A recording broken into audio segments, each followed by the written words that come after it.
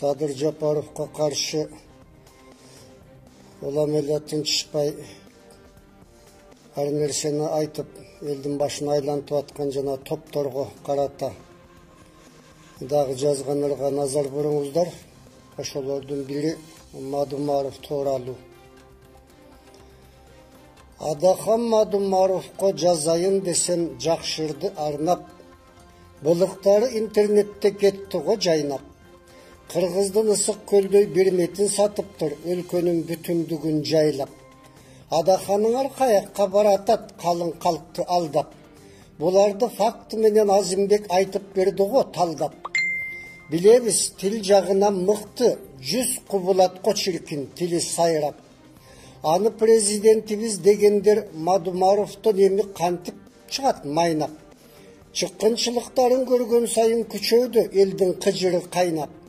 Ажы Турсунбай Бакир уулу жалганчылыгын далилдеди, Куран китебин кармап.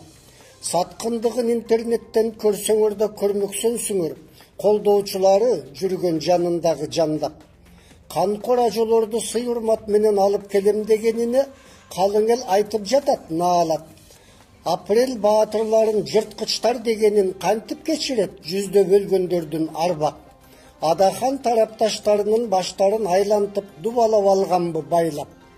Акыл эстери жайында болсо акыл калчашпайбы аңдап. Чындыкты таңганын көрдүк, журналист Кошкоров көрсөтүп турса да колунан кармап. Анан кантип ишенебиз, Адаханыңар бүгүн айтканынан эртең эле кайтат. Кокус бийликке келсе, текеберлиги менен элди жанчат. Жер элемес мамлекетти сатып жок кылат го жалмап. Ушундай 100 кубулма текеберден элге эмне жакшылык артат.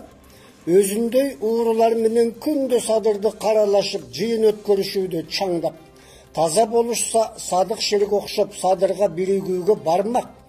Тилинин касиетине кеп жок, уккандарды алат арбап. Бирок Мадумаров Садырга окшоп башымды балтага коем деп духу жетип кантип айтат. Адаханчылар эсиңерге келгиле, жалпы эл Садырды жатышат каалап. Андыктан талашып тартышпай, биримдикте ынтымакта президенттикке Садырды гана алалы шайлап. Калгандарынын баары 30 жыл жеп ичкен уурулар го элди алдап.